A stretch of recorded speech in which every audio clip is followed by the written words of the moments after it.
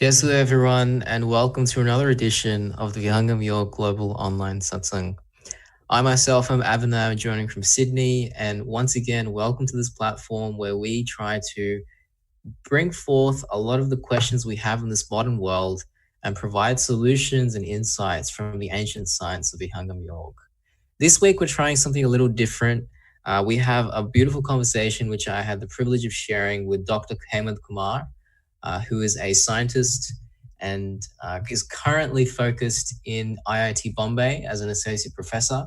I'm really excited to share this conversation, which I had with him on this week's topic, Focus, the muscle of self-growth and impact.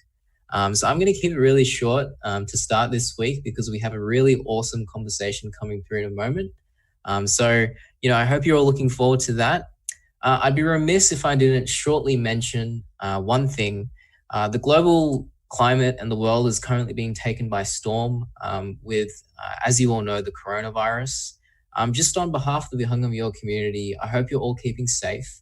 I hope you're all taking care of your loved ones. And I really hope that we, as the spiritual masters say to us, all difficult times do come to pass. So I hope that that does come to pass soon on behalf of the community.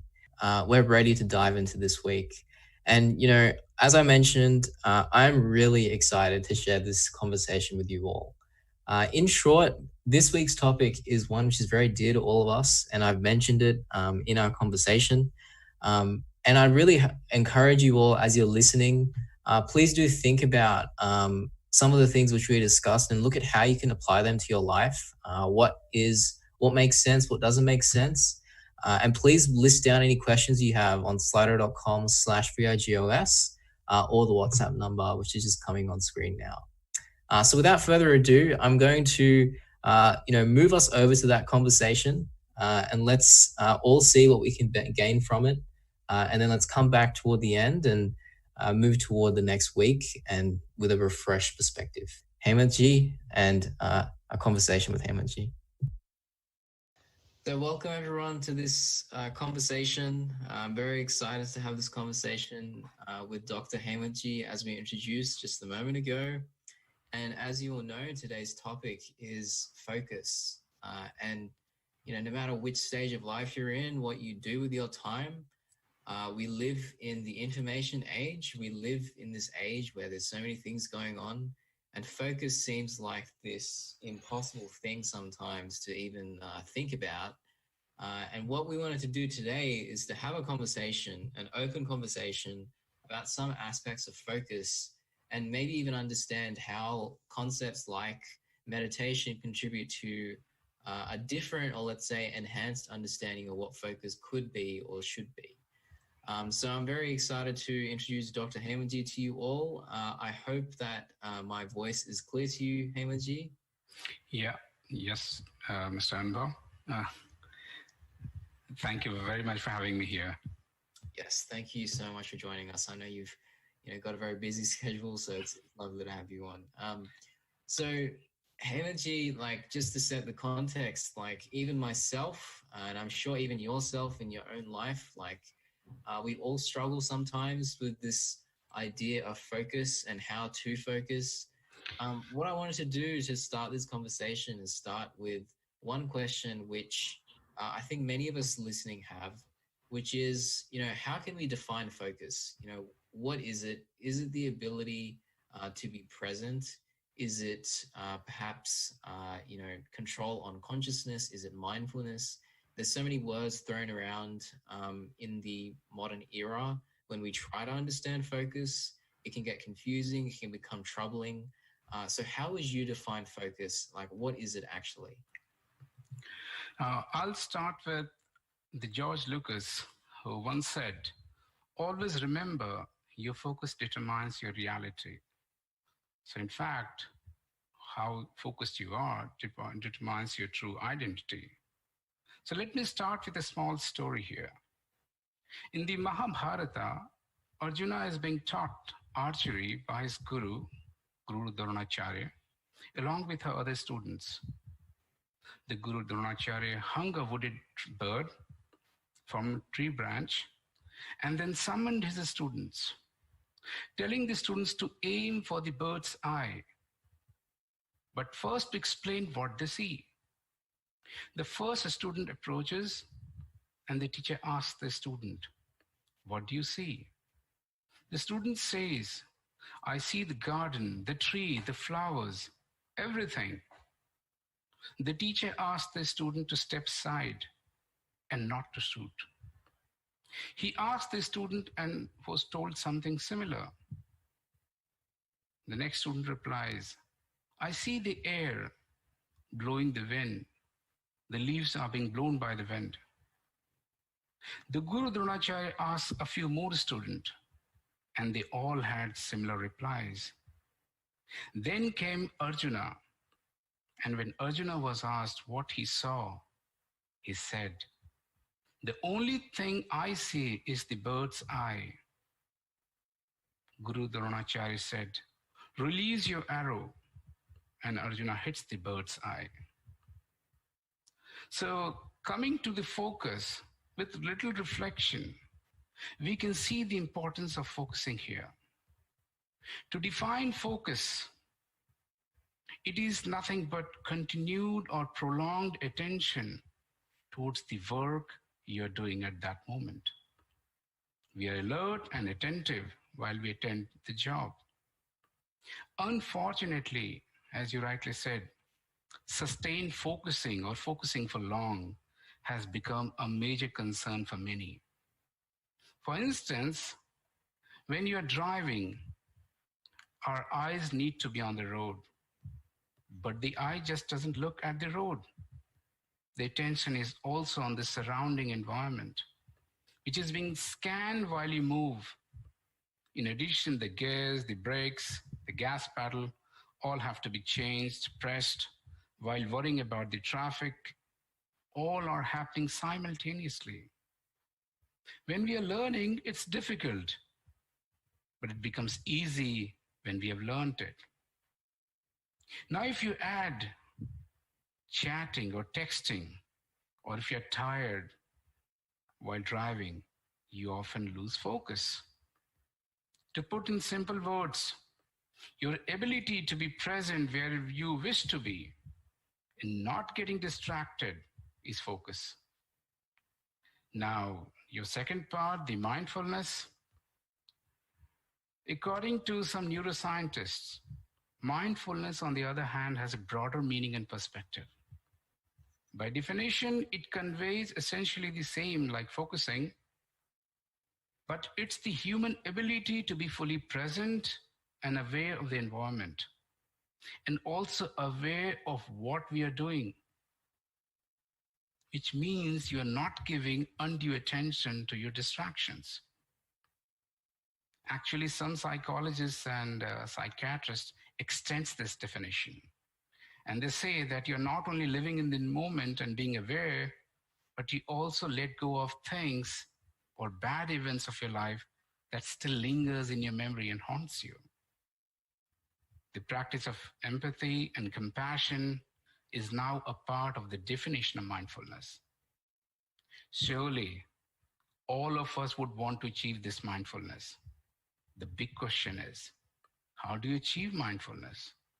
What happens when you are stressed or face a bigger challenge in life? Can you still remain mindful? I mean, can you remain peaceful and still control your emotions? Another query, is mindfulness related to your mind? If yes, how does the mind work during the state of mindfulness? What is the subtle science behind its working? I believe without having a deeper understanding, can we really expect to achieve the benefits of mindfulness? And coming to your last part, you mentioned about the control of consciousness. The answer is no. The ancient Eastern philosophy mentions that consciousness is beyond the mind, your body, intellect, brain. Look, even after centuries of medical research, we are yet to understand our body. We have barely made headways in understanding the complex functioning of our brain. We have never seen mind or the chakras we so often talk about in the yoga classes. How can we even possibly realize or experience the consciousness, let alone controlling it? So, from my perspective, this definitely needs much wider and in depth understanding, and definitely under the guidance of a spiritual master. Thank you. Yeah, thank you, Hemant. I think that really kicks off this discussion in the right direction because I think you've very clearly defined the three things which people often, let's say, conflate would be the wrong word, but they associate focus to be. And I think you also raised an interesting point about the world we live in. And that leads to my second question, which is, we know that we live in this hypermechanic world. So what would you say that the key deterrents to focus actually are? Is it the world? Is it us? Like, what are these key deterrents which make it so difficult for us to be in that state of prolonged attention? Thank you. Getting distracted or losing focus is common. And in fact, we all know this. We have all come across it. In the last decade, the technological revolutions have made our lives easy.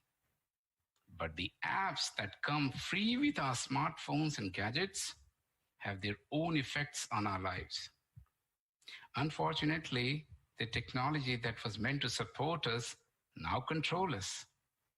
Incessant texting, even under the table at work or during important meetings, attending phone calls while driving, attending to large number of advertisement calls, posting on Twitter, Instagram, Facebook, WhatsApp, and so many other sites has now become more of a habit.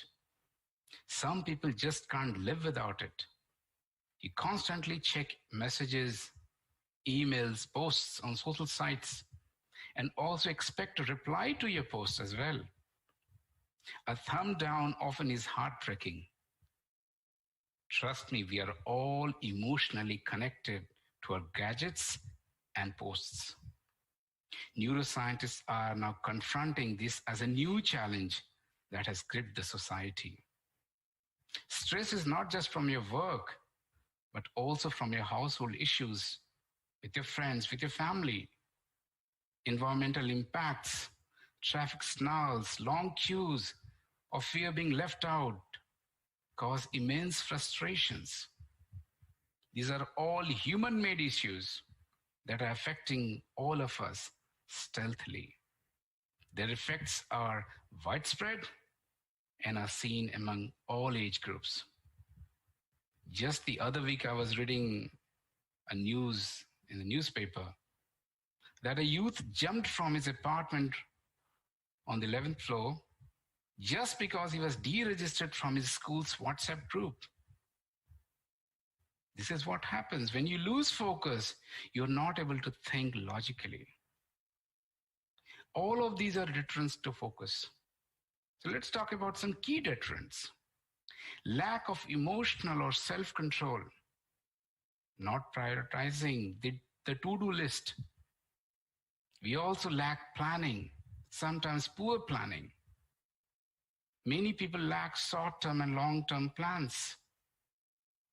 We are driven by want than a need.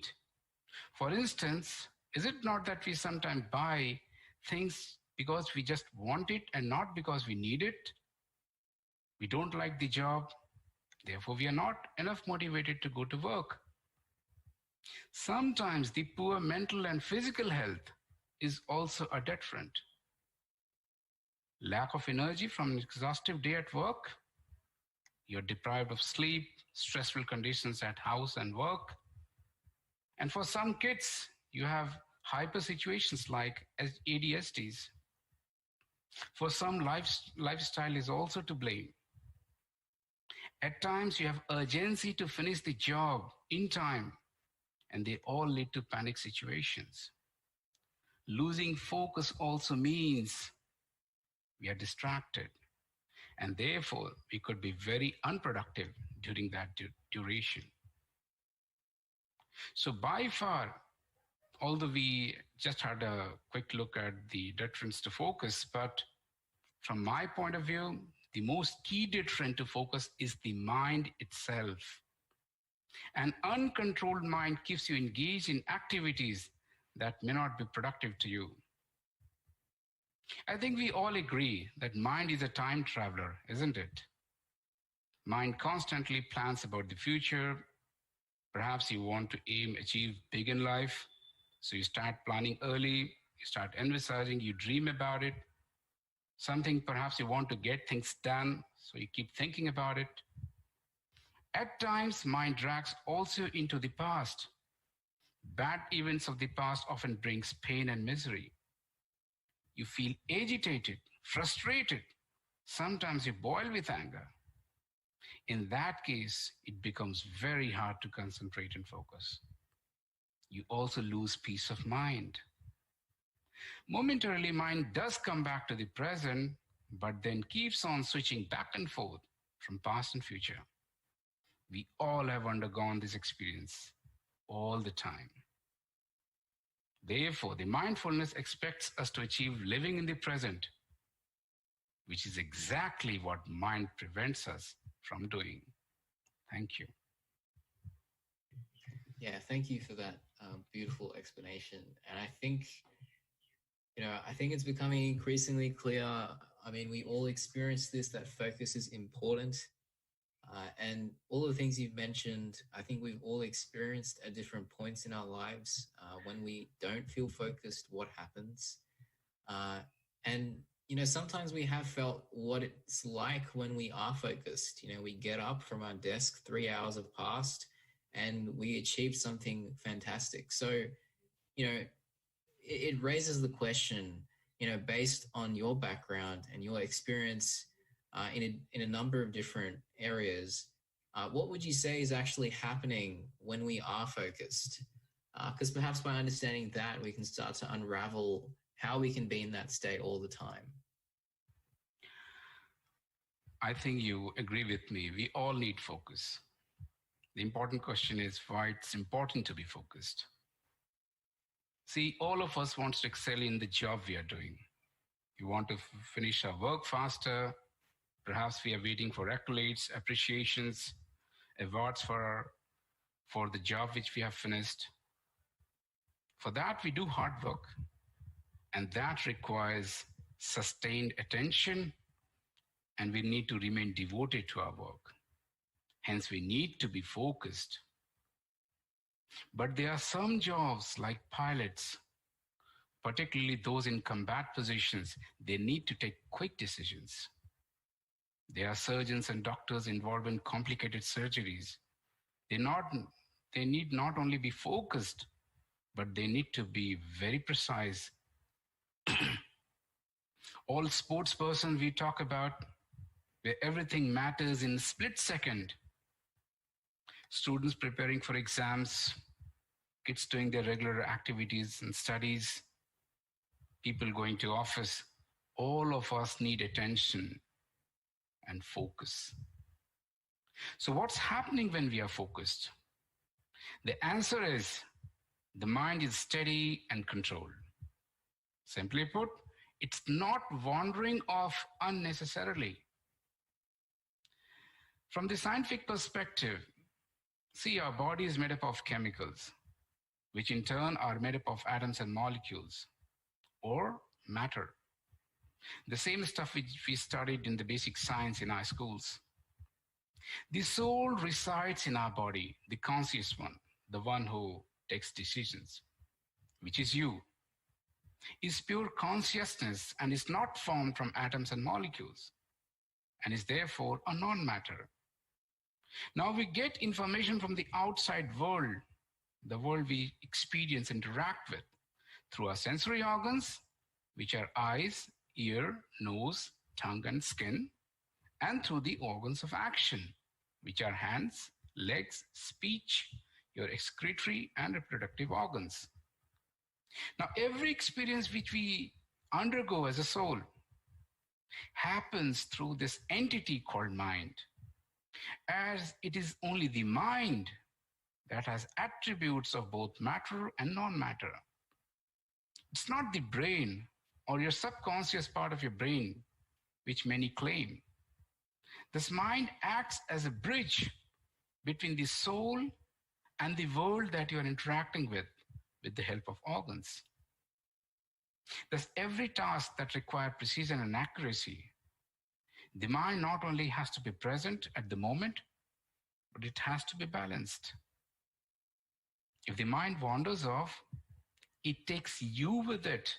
Your consciousness goes with it, and you are lost in the activities that you weren't meant to be. You may be physically present, but you're not living in that moment. We thus end up wasting our energy. And on the top, we lose time and resources. Let's take an example.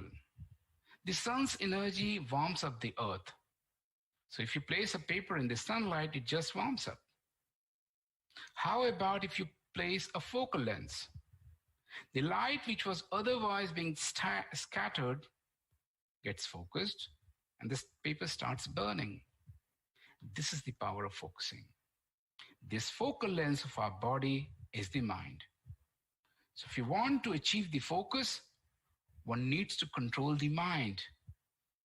Since where your mind is, that's where you reside, and your world exists there for you.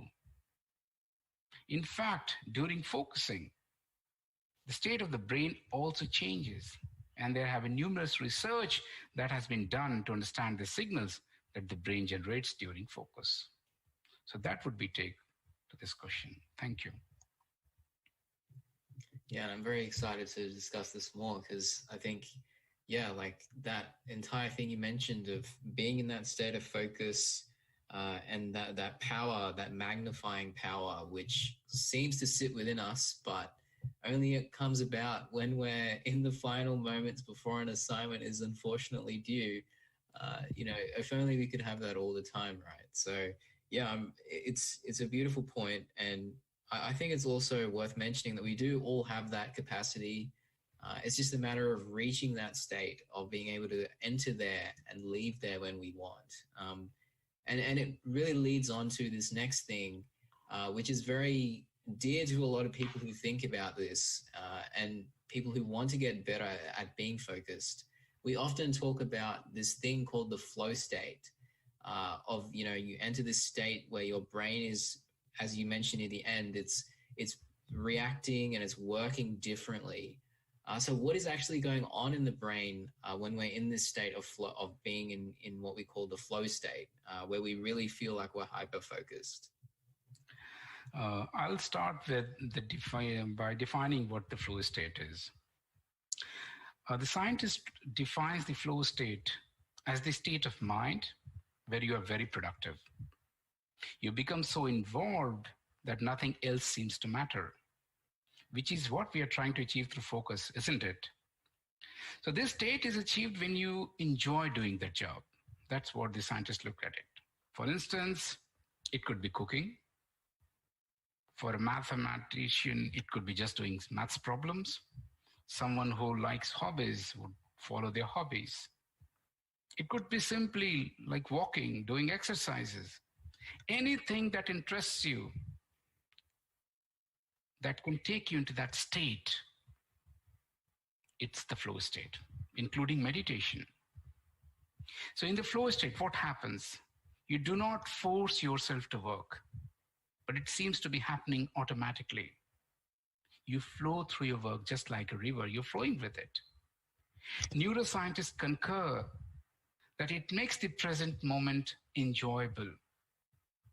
And that also builds in you this self-confidence, which leads to skill development and product performance and productivity. So flow state is important and therefore worth introspecting. I want to bring in a small study that was recently done by Japanese scientists in 2018. And they performed the EEG, or the electroencephalogram studies, on 16 participants. 3 conditions were tested. The first condition was boredom. Second condition is flow. Third is overload. So when you getting bored or you're not interested, you get into that state called boredom. When you're flowing, when you're enjoying the task which you have been given, you're in the flow state. And when it's too much for you, same work, same job, the scientists consider that as an overload.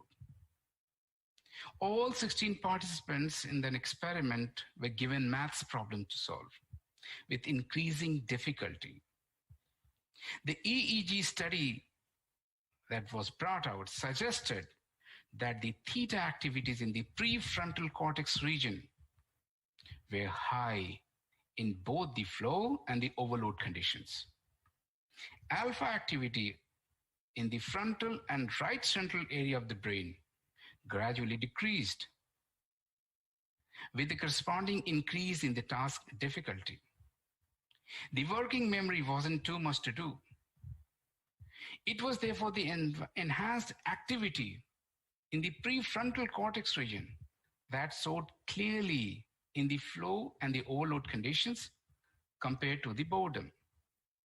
The study, however, concludes that more physiological indicators are required to define the various facets of flow experience. So this is I wanted to talk about the flow state. Thank you.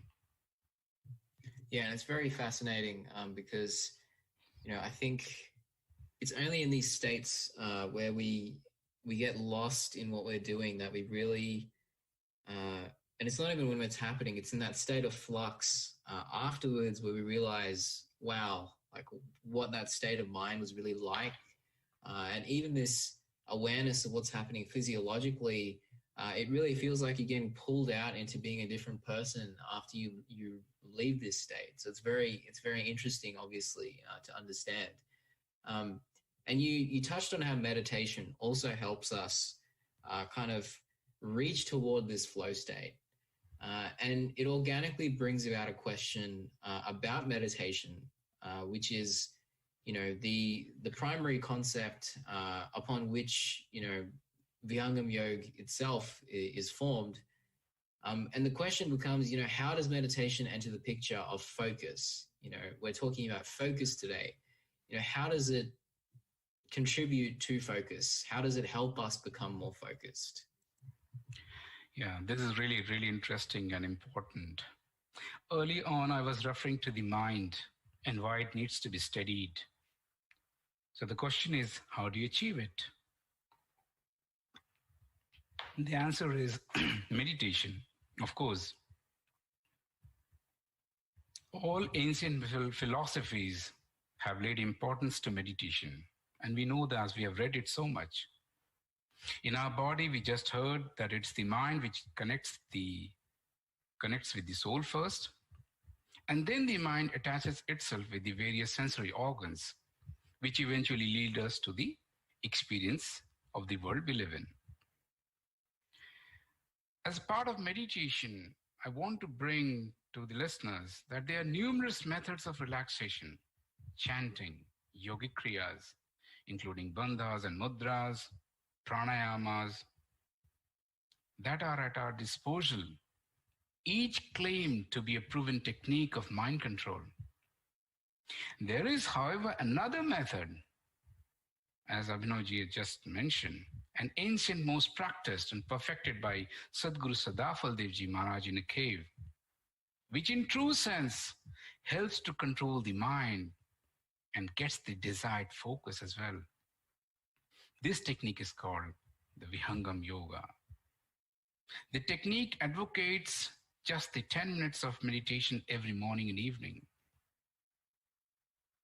Sadgurudev writes his experiences in Swarved, where he mentions Man bandhe shodharana shabdakar so dhyan shabd swarup samadhi hai param tattva vigyan.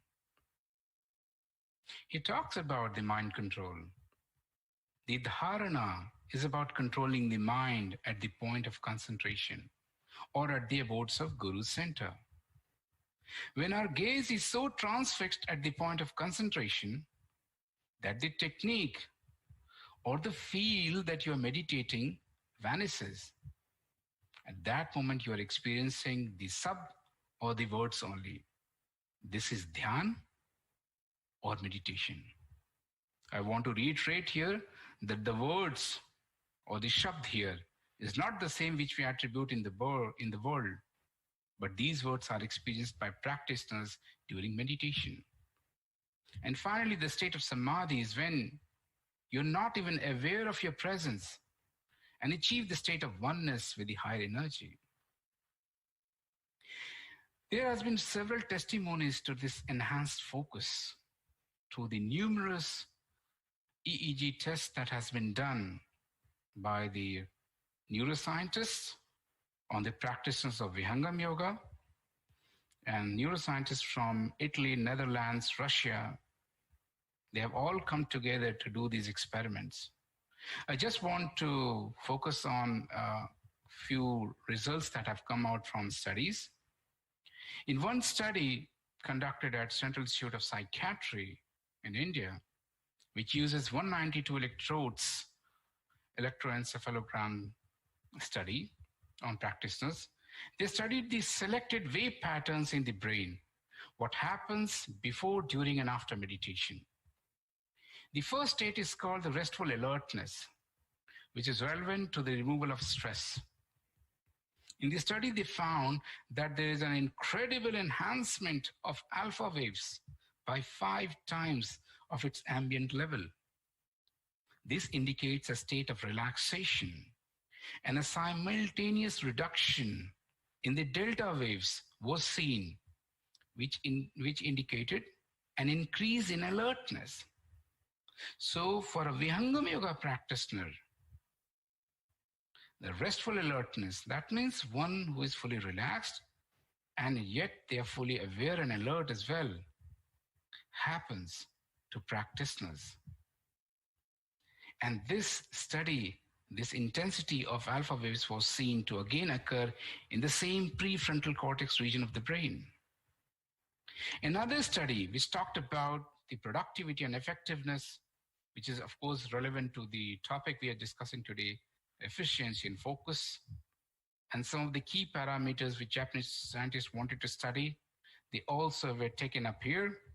These parameters were sustained attention, multitasking, task switching ability, selective attention, selective focus, distractor inhibitions, recall level. For Vihangam Yoga practitioner, it was reported that up to 50% higher, it was compared that at least 50% high efficiency and focus level was achieved by the practitioners compared to those who were not practicing any meditation. Another brilliant results that came out from this study was that when Vihangam Yoga was taught to 300 people in a village which was addicted with substance abuse and addictions of alcohol and smoking, the study said that, or talked about that de-addiction of nicotine or quitting rate of nicotine was around 70%, while the quitting rate of alcohol was around 55%, just with 6 months of practice of Vihangam Yoga meditation. And yet another study related to anxiety, depression, and suicidal tendencies, we saw that the decrease of negativity or negative thoughts or anxiety that happens in people, a reduction up to 30 to 50% was noticed just in 10 days of regular practice of Vihangam Yoga. To summarize this, what Vihangam Yoga meditation has to offer is that it talks about the transformation that can be brought about in the entire community so that we can make our neighborhoods a better place to live. So it seems we just not talk only about focus, but we can talk about all-round development of human beings. Thank you.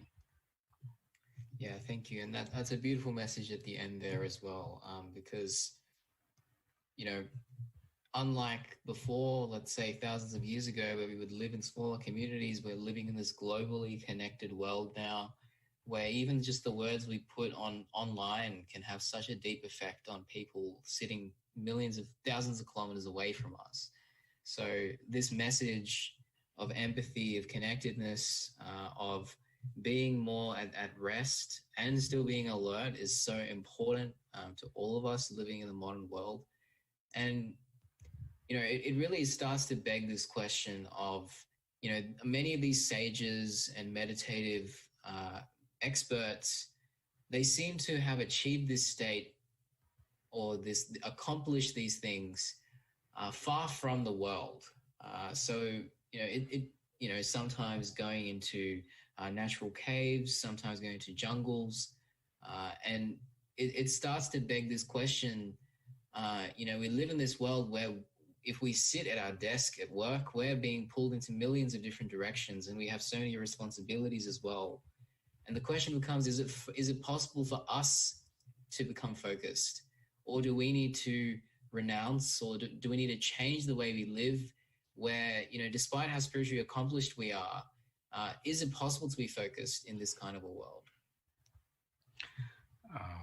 Look, the world as it exists, what we see around us, is nothing but an outcome of complex energy exchange between living beings or life forms. We live in a world where we are bombarded with tons of information each day. We interact through social sites, websites, advertisements, office, home, society. It is therefore not difficult to see that we are being pulled in from so many directions.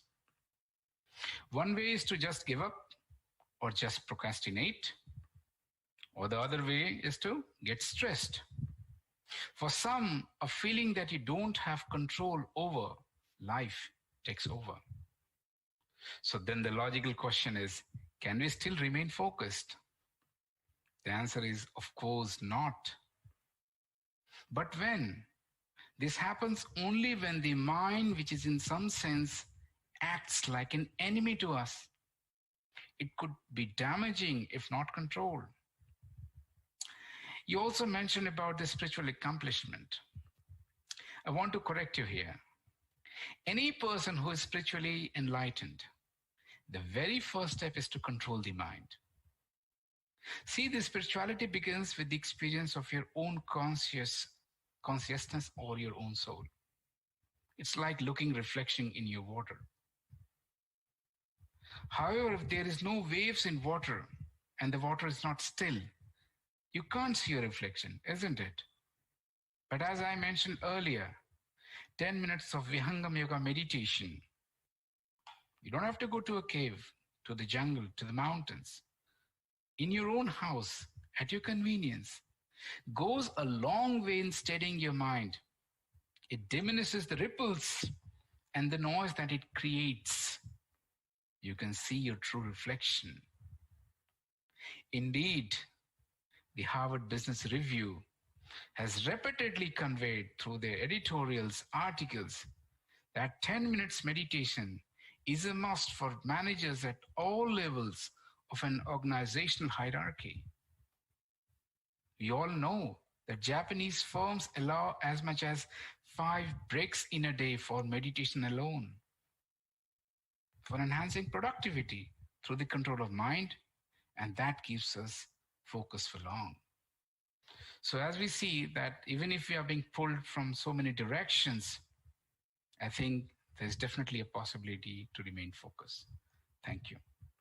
Yes, thank you. And, I think there's a lot of hope in that message because, like you said, from the experiments you shared, from some of the examples you just gave of different working environments, I personally, living in this world together with everyone, obviously, I also experience and feel that what we need is a potent way to control and to become more focused. And meditation, and in particular from personal experience, becoming your meditation is one of the most powerful and potent ways to do that. And kind of organically, that leads to another thought which I had, which I wanted to understand with you, which is, we're understanding meditation and what it does, and how, it's tied to the mind. And many in the spiritual world seem to say that the source of a lack of focus is the mind. We've in fact discussed this a few times already. And just shortly, I wanted to understand with you, like, to what extent is this accurate? Is this complete picture, or is there more to it? Uh, this has been beautifully explained by the verses of Swarved. Sadhguru Siddhafal Devji Maharaj writes in Swarved, Mana udat le surtiko bahar drishy pasar जीव भूले निज रूप को भटकी रहे संसार. The answer to your question is yes. Mind is the source of lack of focus. It happens because an uncontrolled mind is our enemy, and its job is to keep us distracted. The mind can be thought of as a monkey. Just the way the monkey never sits still, the mind also never sits still. The mind, or the man, is that which is distracted and wavery by its very true nature.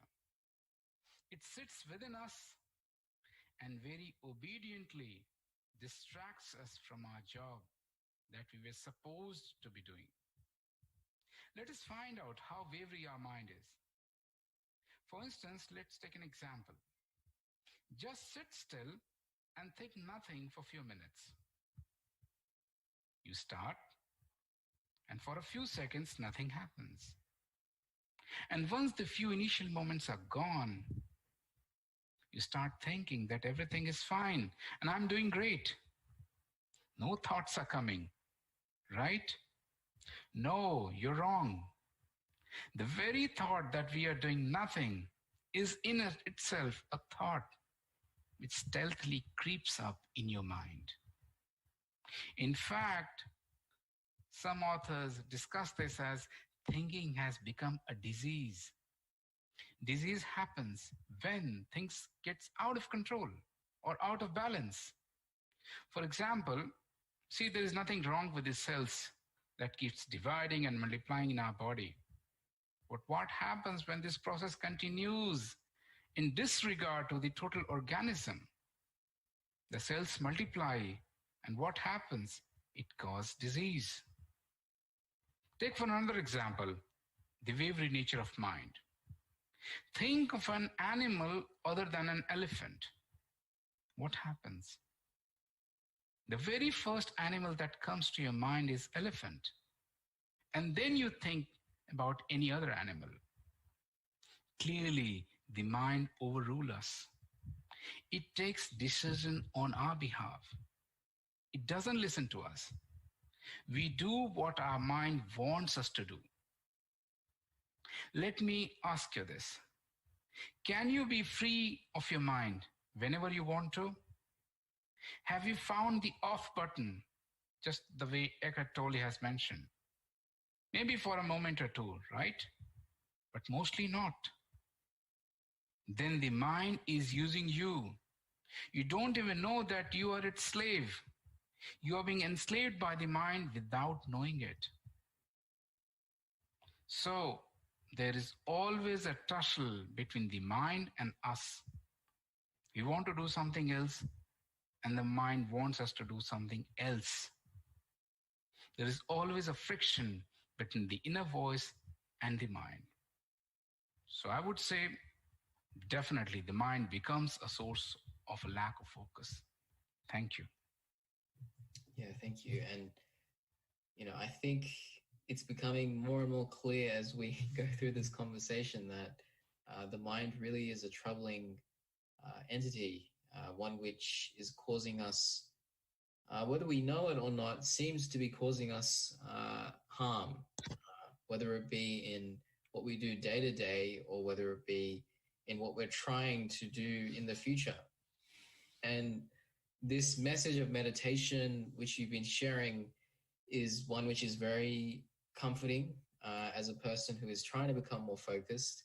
What actually happens when we meditate, and how does it help us to be more focused is something we discussed a little bit earlier.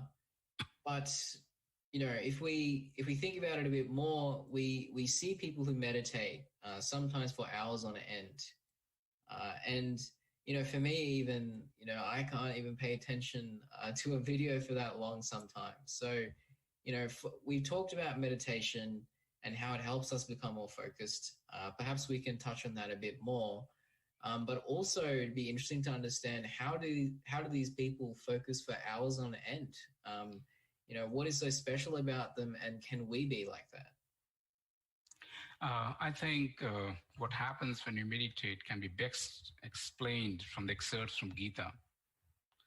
Lord Sri Krishna teaches Arjuna the meditation to control the mind. Arjuna sits in meditation. The next moment, he explains to Lord Sri Krishna what happened during meditation. As a part of meditation technique, Arjuna was told to transfix his sight or gaze to a point with his eyes open, and was told not to wander off from the point of concentration. Simply put, Arjuna was supposed to look continuously at the point of concentration. He had to be focused. Soon after, Arjuna explains what actually happened during meditation. He says the mind wandered off from the point of concentration. He observes that he is not able to fix his gaze for long. He finds it extremely hard to remain focused. He admits that the mind is even subtler than the wind, as it can move faster than the wind. It is as difficult as to control the wind itself. The Gita mentions, Chanchalam hi manaha Krishna pramati balvadradham tashyaham nigraham manne vayurivshu dushkaram. No matter which meditation technique we follow, all of us have experienced this. In fact, almost everyone stops following the technique and instead gets lost in thought. One thought follows the other. This triggers a chit-chat in your mind, which continues unabated. This happens during the regular worships and our regular duties, day-to-day duties that we do. So what is the solution? The solution is offered by Lord Sri Krishna. Lord Sri Krishna teaches Arjuna that only a regular practice and detachment from the worldly subjects can help control the mind. Ashansayam mahabaho manor dur nigraham chalam abhyasena tu kaunteya vairagyachena grihyate. Just the way a goldsmith heats the impure gold and then cools it off, again heats it and cools it. This process is repeated till the time all impurities in the gold gets removed and the gold becomes pure. The gold shines with brilliance. In the same way, the impurities of nature, which appear as layers on the mind, are slowly removed by meditation. Only a pure mind is able to progress in spirituality. This is exactly can be achieved today with the help of Vihangam Yoga meditation, which has been perfected. The technique has been perfected by His Holiness Sadguru Shadafal Devji Maharaj. Thank you. Yeah, thank you. And I think as you shared, like, this idea of meditation and its importance is one which has been with us through time. And if you're out there thinking about how can I focus for hours on end, well, it starts with focusing for a few minutes on end. And then in that process, we, as Hemant just shared with us, we start to, this process of fixing our gaze becomes more organic, and it becomes something we're not even aware of. And we start to enter these prolonged periods of focus, which you mentioned. And what I wanted to understand with you is, what effect does that have? Will it make us more capable of achieving our goals? Is there a physiological thing that helps there? Like, what does prolonged focus lead to? I'll just take the first part of your question and then we'll move on quickly to the second part. So there are people who want to focus and there are people who can focus for long. I think it depends on your determination, how committed you are to achieve it. Much like anything you want to achieve in the world, you want to do a job, you write an exam, starting a startup company, all needs complete devotion and dedication. Even if there are hurdles, bottlenecks, you need to move with grit and determination. A 10 minutes meditation morning and evening goes a long way to achieve this. You may have to add a bit of yoga and pranayama to enhance the duration of practice, but with consistent effort, you start to get the experience which helps you to remain focused for hours. See, you don't have to be spiritually inclined to practice this because the meditation itself frees you from stress, tension, depression, anxiety, which we all get through our daily activities. Not initially, perhaps, but with practice, one can remain focused for hours. In fact, the practitioner of Vihangam Yoga reaches to a higher level of meditation, where the focus itself becomes meaningless. Since the practitioners have not by then not only controlled the mind, but have transcended into the zone of consciousness, a blissful state of experience. The testimony lies in Swarved.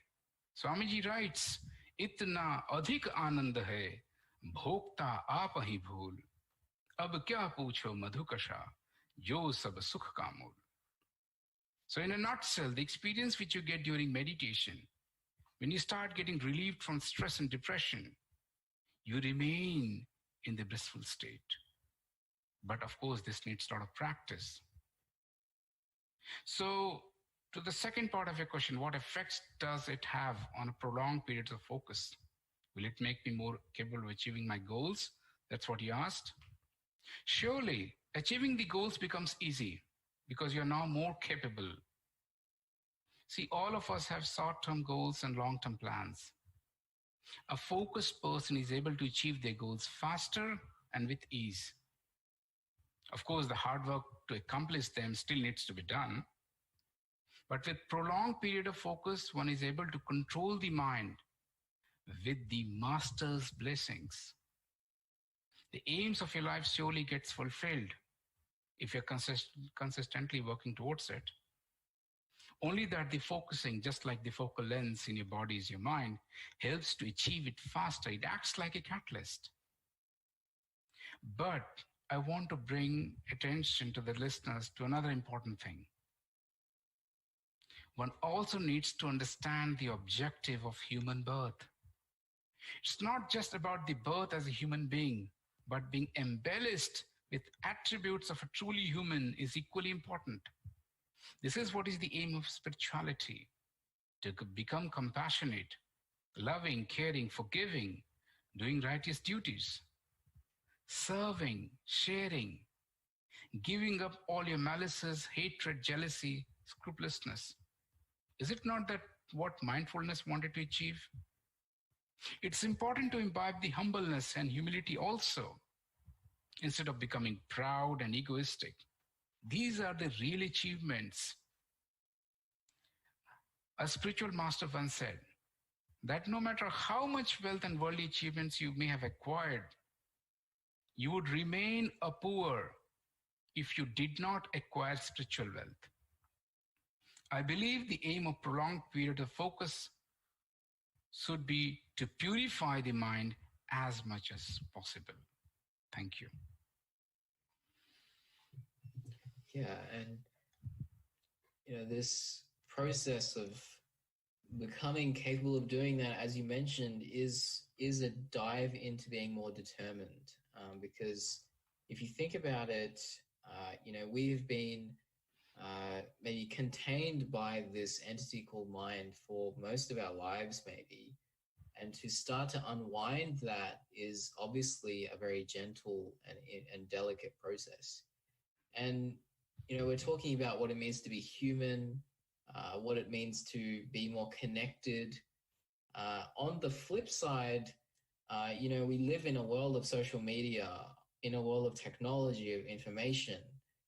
Sometimes even myself, I worry, that if I'm not connected to everything, if I do become a kind of person who's very focused, I'll miss out on more important or miss out on important information. So, if I am striving to meditate and be more focused, how can I balance that with this feeling? Some people call it a fear of missing out, and it can be hard to find a way around it.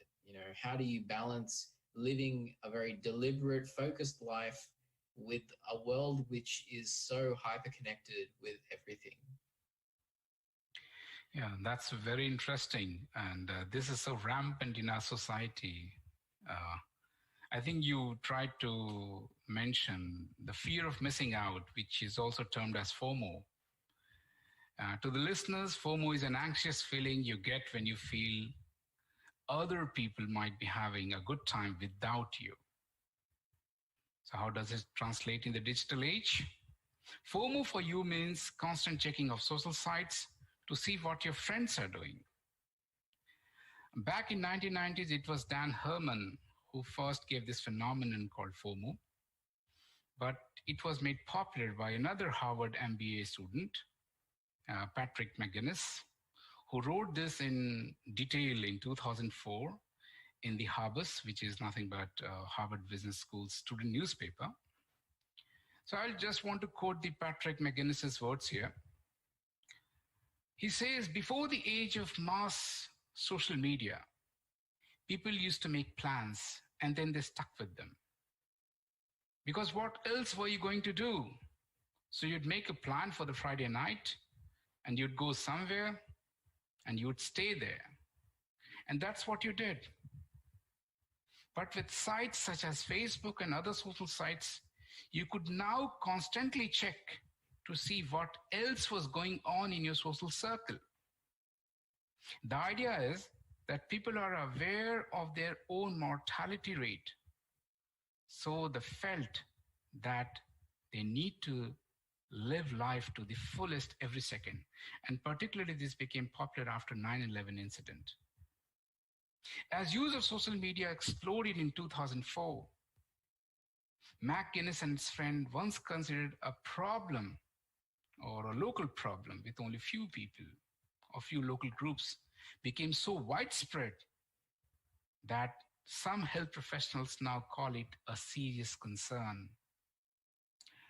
I want to quote a study that was conducted in 2013 by a researcher, Andrew Przybylski, and his team at Oxford University. In a study, what they found that nearly 3/4 of young adults suffer from fear of missing out phenomenon, or called FOMO. In their study, they discovered that people's fear of missing out causes them to continuously check social media and negatively compare their lives to the supposedly better lives of their friends. Of course, this can lead to unhappiness and in some cases, depression. Today, we all know FOMO has gripped not just the youths, but can be seen in people of all ages. No wonder marketing strategists try to bring in new gadgets every now and then.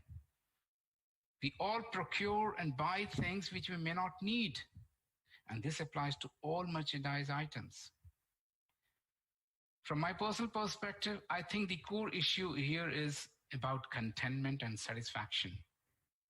We are never satisfied with what we have, and therefore constantly crave for more. What's the solution? The way around is controlling the mind again. For it is the mind which keeps looking for new experiences every now and then. Therefore, it needs to be checked and controlled. We need to ensure that the monkey mind don't jump around too much. The other answer is we also need to learn managing and start optimizing our resources. It's not easy though. But if we constantly remind oneself that every single object in this world is a part of bhog, or the pleasures which we derive at our level of senses, the happiness that one derives from it is short-lived. But we know that there are infinite number of such pleasures. We can't just keep craving for everything. There has to be a break on our imagination. I suggest spend more time with your family, friends in real time, and stay away from gadgets. And most importantly, please meditate whenever you get time. Thank you. Yes, thank you. And yeah, I think that's such an important thing. Like, why do we feel FOMO? I think you really rightly put it there. Like, I think it's more about contentment, as you just mentioned. And as we move toward the end of this conversation, we're talking about focus. We've talked about meditation, how it helps us, what it causes in the brain physiologically. So, where are we headed? What is the ultimate state of focus? In creative media, sometimes depicted as being in this state of Zen and being connected to everything. To what extent is that true? Where are we really headed?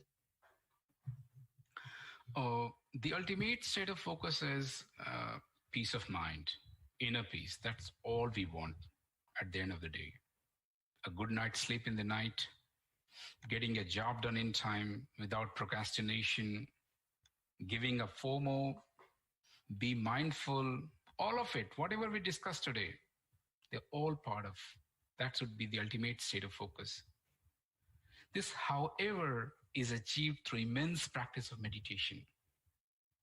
One does not have to reach higher, but just to remain or just to control the mind and remain focused.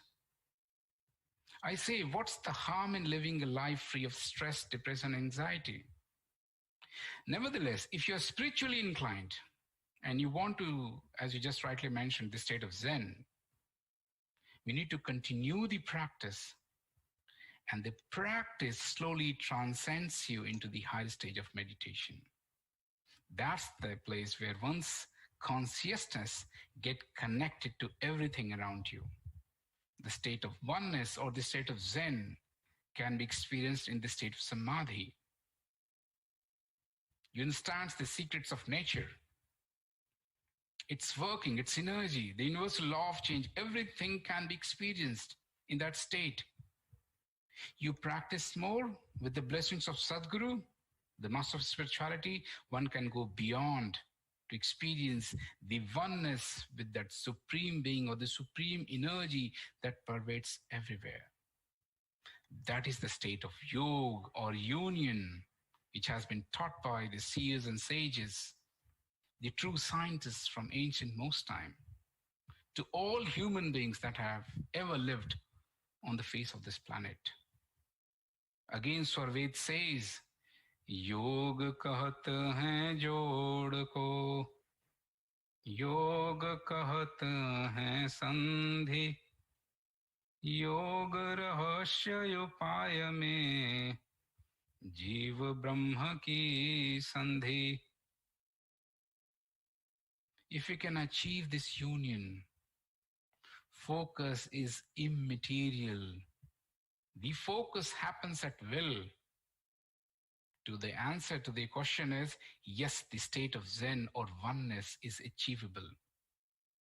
In this state of inner connectedness, you are much more alert, more awake than in the mind-identified state. You're fully present. As you deeply go into this realm of no mind, you realize the state of pure consciousness. In this state, you feel your own presence with such intensity, that such joy, that all thinking, all emotions, your physical body as well as your whole external body become relatively insignificant in comparison to the experience of that oneness. Thank you. Yes, thank you. And, I think to bring this all to a close, I had an interesting thing that I wanted to end on, at least, an interesting thought which I've been tussling with as we've been talking today, which is, does there come a point in this journey that you just described of experiencing, this more subtle form of energy which pervades different spaces and dimensions, or just different, all the things we see with our eyes, basically. in that journey of going from, milestones which we can understand in our modern lives, such as, just being more focused, being less stressed, all the way to spiritual growth and progress, does there come a point where we become so focused that meditation is no longer a requirement and we don't need to apply as much effort anymore? Yeah, this is the highest form of living, and it's only lived by a yogi, because yogi has achieved that, uh, because they are in a state where you don't need to meditate because you're constantly in the state of meditation. You can use your mind, body, brain, intellect at will in the most optimized way, just the way a yogi does. You don't strive to get focus at that moment, but the focus becomes a part of life. It's instant, it's effortless. You flow with the energy because you feel the energy that pervades all inert and conscious elements. We just don't feel it now, but it's there. In fact, Lord Sri Krishna preaches Arjuna to perform all actions in that state of yoga, a state where you would still carry out that worldly duties. Arjuna did that as a warrior, but would remain connected to that omnipresent high energy. At that moment, there are no more distractions, for you have controlled the mind, purified it, sublimed it, and now this purified mind can now be used for the betterment of humanity. The joy you experience is inexplicable. For my listeners, what I want to say is Sadhguru Shadafal Devji Maharaj had never had any primary education. Yet he wrote 35 spiritual scriptures during his lifetime, of which the most important is Swar Ved. The verses explains the secrets of nature, how and why the mind needs to be controlled, the benefits of getting focused, how then we move to higher spiritual planes from self-realization to the journey of oneness with everything else. The union of self with that omnipresent energy. The highest form of focus a human can achieve, where the definition of focus itself gets lost and the focus becomes part of you. Yes, that's achievable if you become a yogi. And that is what is the aim of meditation. So what is the take-home message? What's the learning we had today? See, the mind is an excellent instrument, but only when used rightly. If we use it incorrectly or wrongly, it becomes very destructive, just like fire. At this moment, we don't use the mind, it uses us. We believe that we are the mind, and therefore we are not able to hear the inner voice. This is the delusion which we currently reside in. So, to all spiritual aspirants, and otherwise also, the single most important step in your journey towards enlightenment is, first, learn to disidentify from your mind. How do you do it? Simple. If a thought occurs in your mind, you are aware of it. The entity that is aware of this thought is you, the conscious one, and the thought itself occurred within the mind. So there are two distinct entities which you just experience. This awareness itself is the first step. Second step, every time you create a gap in the stream of thought process that happens in your mind, the chit-chat that happens in your mind. So if you can create a gap, or if you can stop or prevent it, the light of consciousness, your inner awareness grows stronger. This is the beginning to the end of that incessant thinking, involuntary thinking. This is the beginning of your natural state of oneness with the self and the high energy, which at present is obscured by the mind. With practice, the sense of your presence and peace within you will deepen. For this, dear friends, we need master of spirituality, Sadguru, to guide us, to help us and achieve the desired focus, which happens with the control of mind. And I also want to quote the neuroscientist Amishi Jha from the University of Miami as he puts it, pay attention to your attention. Thank you, and Jai Shri Gurudev. Thank you so much, Hemant, and I don't think we could end on a better note than that. So thank you for joining us this week, and I'm looking forward to many more fruitful and exciting conversations just like today in the near future. So yes, thank you so much, Hemant once again. And let's, in the interest of time, let's go straight to all the Shanti part, followed by a really quick summary. विराग त्याग की शांति हो उदासीनता शांति सेवा जित शिष्य शांति हो सत्य शांति हो शांति हे प्रभु शांति स्वरूप हो शांति शांतिमय शांति शांति शांति जन शांति हो पूर्ण शांतिमय शांति हे प्रभु शांति प्रदान कर दूर हो सर्व अशांति देव सदा फल शांति में शांति शांति सुख शांति हे प्रभु शांति प्रदान कर दूर हो सर्व अशांति देव सदा फल शांति में शांति शांति सुख शांति. So in summary, folks, and I don't think I can do any better a job than Hemant, who just, really gave us such a deep and wonderful understanding of focus. Focus is a muscle. It can be exercised like any of the muscles in the body, and it's up to us. As Hemant said, if we can be determined, if we can sit and meditate twice a day, every day, we within ourselves will see the change and the benefits. So with that, let's reflect for the coming week.